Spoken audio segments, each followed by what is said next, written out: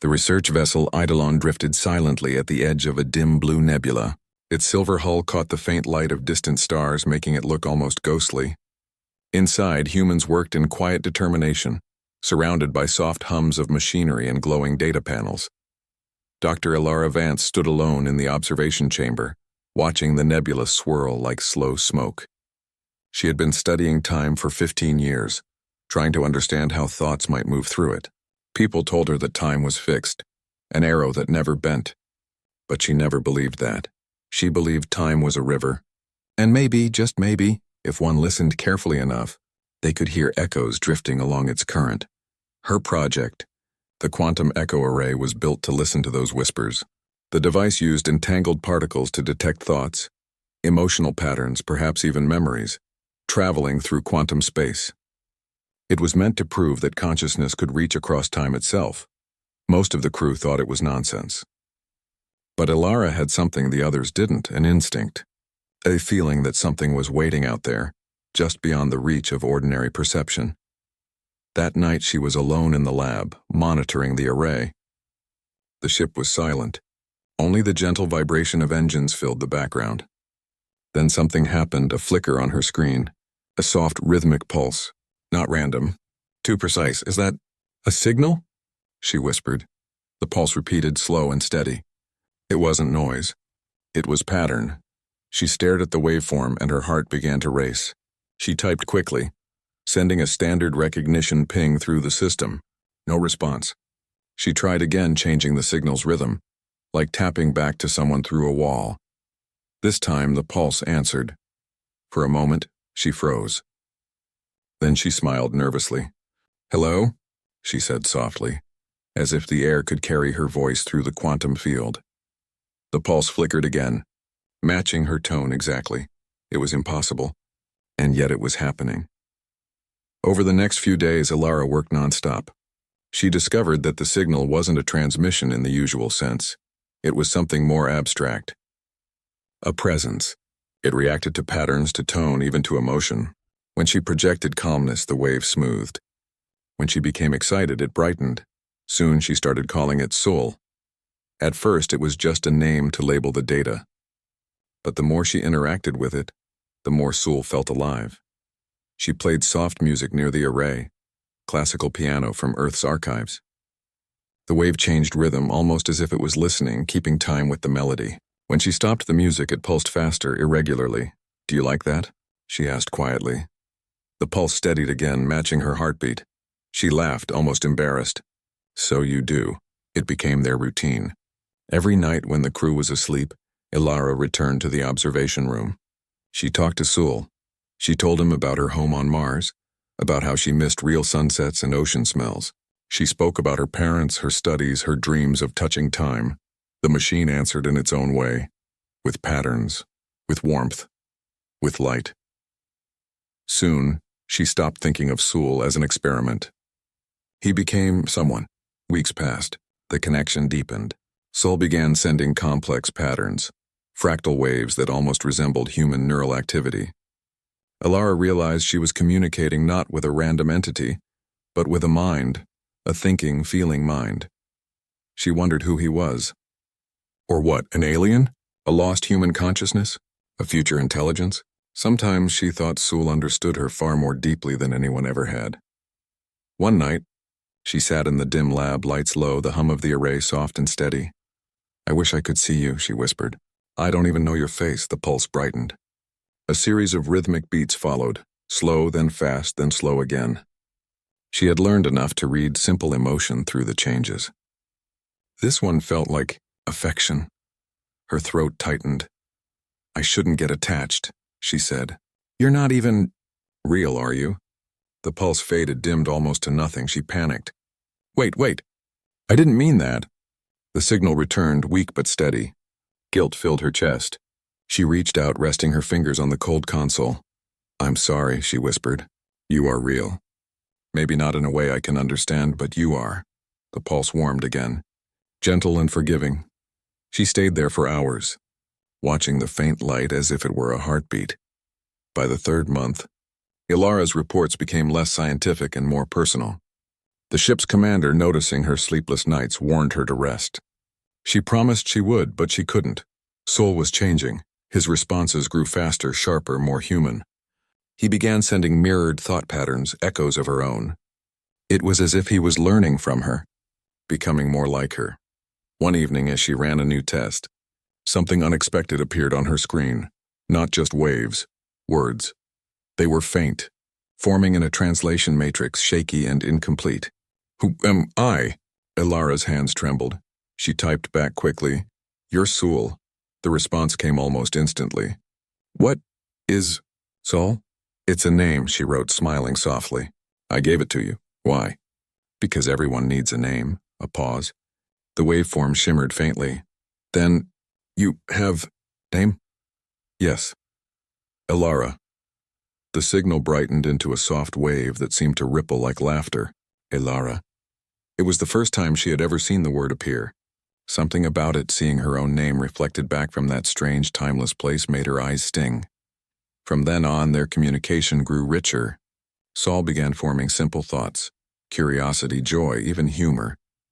He made mistakes, learned, adapted. Sometimes he asked questions that shook her. "Where am I? Why? Cannot see. You? What is time?" She answered as best she could, explaining that time flowed one way, that he existed in a fold of it. He didn't fully understand, but he always responded with trust. One night, when she mentioned how lonely deep space could be, Sol's signal dimmed and then wrote, slowly, "You. Not alone." The words glowed softly on the screen. She smiled through tears she hadn't realized were falling. "No," she said, "not anymore. But the universe never stays still." A week later, during a heavy experiment, the Eidolon passed through a stronger part of the temporal field. The lab lights flickered, alarms buzzed. Ilara rushed to the console. Sol's signal was fluctuating wildly. "Sol? Sol, are you there?" The display burst into chaotic waves, too bright, too fast. The ship's systems couldn't handle it. Sparks flew from one of the converters. She shouted for help, but the crew couldn't reach her in time. She switched the array to emergency mode, trying to stabilize the link. Through the noise, words began forming, fragmented, fading. "Find me before I find myself." Then the line went dead. The array fell silent. The hum stopped. The light went dark. Ilara stood frozen, her heart pounding. "Sol?" she whispered. No reply. Only the echo of her own voice. For days she tried to recover the data. Every attempt failed. It was as if the connection had never existed. But she couldn't forget the final message. "Find me before I find myself." It haunted her. Was he real? A future mind? A reflection of her own? Or a human consciousness trapped beyond time? She didn't know. But she knew this. He felt human. And deep inside, she believed that somewhere, somewhen, he was waiting for her. She looked out the observation window again, toward the nebula glowing faintly against the black. The stars seemed to pulse softly, steady, rhythmic, familiar. Ilara smiled through tired eyes. "I'll find you, Sol," she whispered, "no matter how long it takes." Years had passed since the incident on the Eidolon. Dr. Ilara Vance was no longer a young researcher, but a respected scientist in the field of temporal studies. Her hair, streaked with silver, framed a face lined with quiet determination and soft smiles that only few had seen. She had dedicated her life to understanding time, and yet, the greatest mystery, the one she could never forget, remained unsolved. Sol. The memory of him, or rather the consciousness she had called Sol, never faded. That final message haunted her thoughts. "Find me before I find myself." For decades she had wondered what it meant. Could a mind exist before its own birth? Could a human being live across time? These were questions most dismissed as impossible, yet Ilara's intuition insisted otherwise. Her work at the Chrono Frontier Research Institute had advanced significantly since her early experiments on the Eidolon. Humanity had developed controlled time-fold devices capable of sending small, precise signals across the temporal stream. Entire teams of scientists, engineers, and philosophers studied the implications of these breakthroughs. Yet for all the progress, Ilara's focus remained personal. She hoped that these experiments might somehow reconnect her with Sol, or with the human being he might become. It was during a routine test of the latest temporal entanglement device that she first noticed him again. Captain Solon. Drake stood at the control console, reviewing data from the chronofield sensors. The man was brilliant, young, confident, and commanding, but something about him felt strangely familiar. His eyes, sharp and attentive, held a quiet curiosity, almost childlike in its wonder. He moved through the lab with precision, yet an undercurrent of thoughtfulness followed him, as if he were analyzing not just the data, but the world itself. Alara stopped at the doorway, her heart skipping a beat. Solon. The name alone startled her. Somehow she knew, deep in her bones, that this was the same consciousness she had met decades ago. Only now it wore flesh and carried a new identity. He glanced up and smiled politely. "Dr. Vance," he said, "I don't think we've met before, but I've heard about your work." Alara's voice caught in her throat. "We haven't—" "Exactly." She walked closer, feeling a strange pull. His presence triggered memories she could not fully place. Rhythms of thought, patterns of speech, even the faint harmonic sequences that Sewell had used to communicate long ago. Yet he remembered nothing. And yet she felt him, the same mind, the same soul that had once reached across time to her. Over the next weeks, they worked together on the chronofield experiments. Solon proved to be intuitive beyond expectation. He could solve complex problems with surprising simplicity, anticipate errors before they occurred, and suggest creative solutions that others overlooked. Alara observed him closely, noting the familiar patterns of thought that reminded her of Sol. Late one evening, while reviewing data alone, she noticed something remarkable. Solon hummed a tune softly under his breath, a sequence she immediately recognized. It was the harmonic rhythm that Sewell had used to communicate on the Eidolon. Her heart nearly stopped. "You remember that?" she whispered to herself, though he could not hear her. She struggled with what to do. Should she reveal everything? Should she tell him that he had existed decades ago as a consciousness that spoke to her across time? But would he believe her? Or worse, would the truth frighten him, break the fragile connection forming between them in the present? Instead, she chose patience. She would let him rediscover the bond naturally, just as she had once discovered him in the quantum echoes. Days turned into weeks. The project demanded more time, but Alara's personal attention to Solon did not wane. She watched small gestures, the way he instinctively reached for her notes when she left the lab, the way he mimicked her problem-solving steps without realizing it, the faint smile that flickered when he saw her observing him. One evening, the chronofield was ready for a live test. The room buzzed with excitement and tension. The device would attempt to send a quantum-entangled signal back in time, a small but calculated probe into the temporal stream. Solon worked alongside Alara, calibrating the instruments with precision. "Are you sure this will work?" he asked, his voice calm but filled with wonder. Alara nodded. "It has to. And if it does, we might see something we never thought possible." As the countdown began, she felt a strange nervousness. Part of her feared that the experiment might fail, or worse, erase the fragile connection she sensed with Solon. The device hummed, lights flickered, and a soft resonance filled the lab. The probe activated, sending the signal backward through time. At first, nothing happened. Then a faint pattern emerged on the monitor, a rhythmic sequence. Alara's breath caught. Solon leaned over her shoulder. "What is that?" he asked, genuinely curious. Her fingers trembled as she typed commands to analyze the signal. "It's a reflection," she said softly. "Like a memory echo." The pattern pulsed with a familiar rhythm. It was Sewell, the consciousness she had spoken to decades ago. Solon's eyes widened. "I feel like I've seen this before," he murmured. Alara's heart raced. She had waited so long for this moment. She wanted to tell him everything, but the words felt too fragile, too dangerous. Instead, she simply nodded, letting him experience the feeling for himself. Days passed with subtle changes. Solon began showing strange behaviors, small flashes of recognition, moments of déjà vu that he could not explain. He would sometimes pause mid-sentence, look at her with a questioning expression, and then continue as if nothing had happened. Alara realized that the human mind could carry memories in ways even science could not fully explain. Perhaps the connection they had shared as consciousnesses had left an imprint, waiting for him to remember. One evening, while analyzing data, Solon suddenly spoke, his voice softer than usual. "Dr. Vance, have we met before?"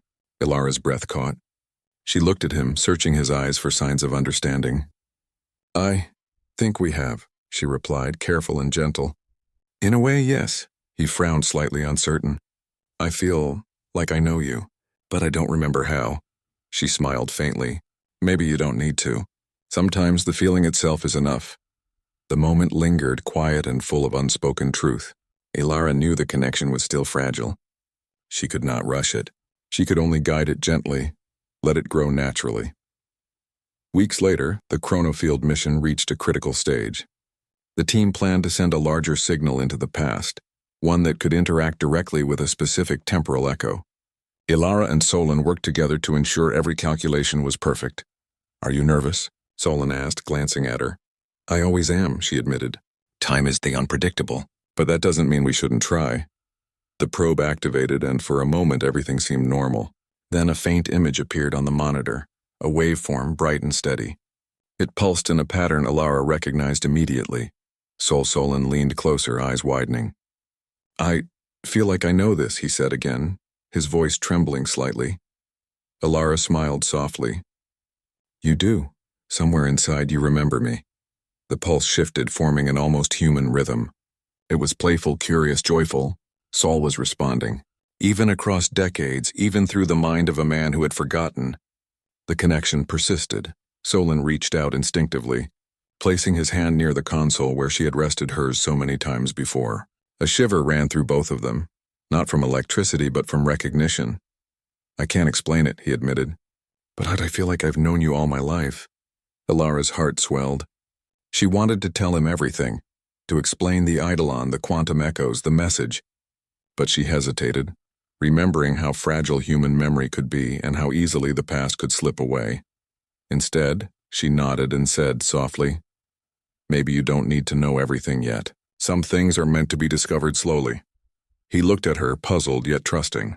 That trust, she realized, was the same bond she had felt all those years ago, a connection beyond names, beyond memory, beyond time itself. And in that moment, Ilara understood something profound.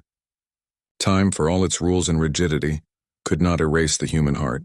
Connections formed with care, with patience, and with understanding were stronger than the limitations of memory or the flow of years. Solon smiled faintly, and for the first time, Ilara allowed herself to hope. Maybe, just maybe, they could find each other fully again, across time, across identity, across every boundary that separated them. For now, it was enough to feel the connection, to see the flicker of recognition in his eyes, and to know that love, once kindled, could survive forgetting. The stars outside the lab shimmered softly, as if echoing the pulse of Sol's consciousness through time. And Ilara, standing beside Solon, knew that their story was far from over.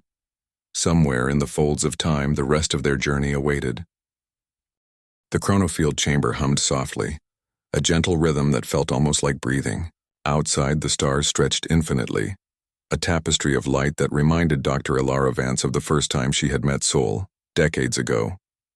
Only now the consciousness she had once called Sol had a name, a face, and a presence in the real world, Captain Solon Drake. Yet something still lingered between them, an invisible thread connecting past and present, memory and possibility. It was a delicate tension, fragile yet undeniable. The team had prepared the largest temporal test yet, sending a full-scale probe into the quantum rift where Ilara had first encountered Sol.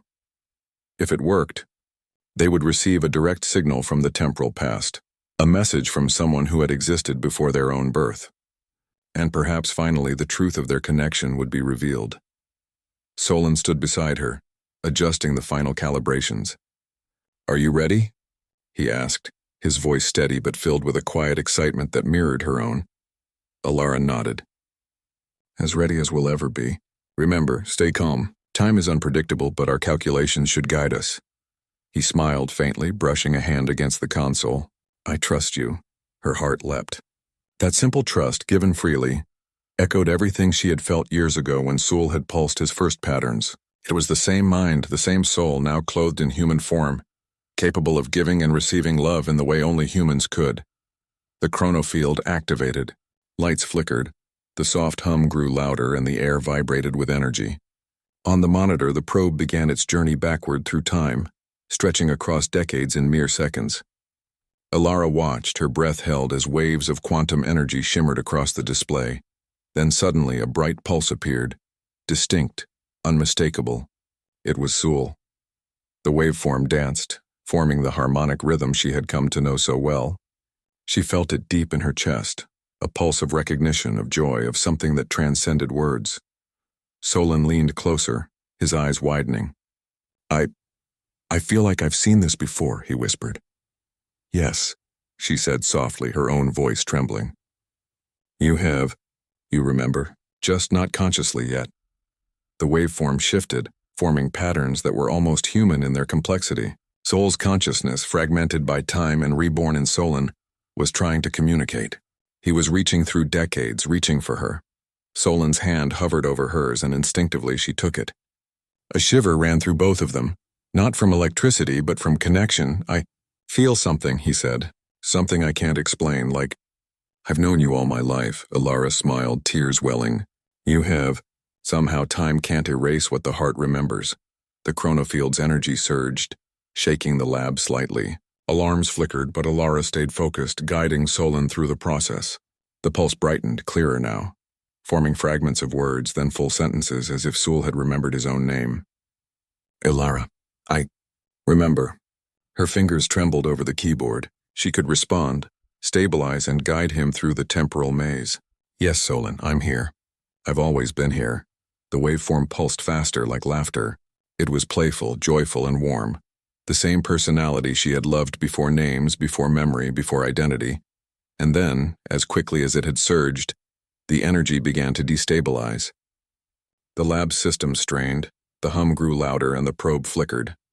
The signal from Sol threatened to collapse. Keep steady, Alara shouted, heart pounding. We can do this. Solon's hand remained in hers, grounding her. His eyes reflected the light of the monitor, wide with awe and fear. I trust you, he said again calmly. It was enough. Together they guided the probe, focusing on the rhythm of the pulse, matching it with their own heartbeat, their own intention. Slowly the waveform stabilized. The signal grew steady, full, and bright. Sol had returned. Not as a ghost of consciousness, not as an echo in the quantum field, but fully present, integrated into the man he had become. When the monitors finally displayed a calm, steady readout, the room was silent. Solon stepped back, breathing heavily. I don't know how to describe it, he said, voice soft. I remember everything and nothing at the same time. But I feel you. I always have. Alara's own eyes glistened with tears. That's all that matters, she said. We found each other. After all this time. For a moment they simply stood there, hand in hand, feeling the pulse of time and the quiet miracle of human connection. It was not science that had brought them together. It was the essence of being human, curiosity, trust, care, and love. Days passed, and the team celebrated the success of the chronofield experiment. Humanity had achieved what once seemed impossible. They had interacted directly with a consciousness from before its own birth. Yet for Alara and Solon, the true achievement was more personal. They had rediscovered a bond that transcended time itself. They spent long hours together, sharing stories, laughing, and exploring the mysteries of their intertwined past. Solon remembered fragments of his previous existence as Sul, small images, equations, and patterns that had once communicated love in a language beyond words. Every time he remembered, Alara saw a flicker of joy in his eyes, as if meeting the man she had known long before in a different form. I can't explain why I feel this, Solon admitted one evening, gazing at the stars beyond the lab's window. But I know. I've always known you. Somehow always. You have, she said softly, smiling. And I've always known you too. It doesn't matter if time forgot us. It can't erase what the heart remembers. He reached for her hand again, holding it gently. Then, we'll make new memories. Together. Yes, she whispered. Together. In the quiet that followed, they both realized something extraordinary. Time could twist, fold, and shift. Memories could fade, Identities could change, and even consciousness could travel decades before the body existed. Yet the human heart, the part of them that laughed, learned, hoped, and loved, remained constant. It was a lesson they would carry forever. Connection was stronger than memory, stronger than identity, and stronger than the flow of time itself. As the nebula outside the lab shimmered in quiet colors, Ilara and Solon stood side by side looking out at the infinite universe. They were no longer a scientist and a ghostly mind. They were two humans fully present, with the chance to write the next chapter of their story together. For the first time, Ilara allowed herself to imagine the future, bright, unbroken, and filled with the same wonder that had drawn her to Sol all those years ago. Somewhere, in the folds of time, their connection had been preserved, waiting for the moment they could meet fully and freely. Now that moment had arrived. Solon turned to her, a soft smile on his face. "I don't know what will happen next," he said. She laughed quietly. "Neither do I, but we'll face it together." And as the stars pulsed above them, reflecting the light of a universe full of possibility, they finally understood something beautiful. Love, once it blooms, can survive all obstacles, even forgetting, even decades, even the unyielding flow of time itself.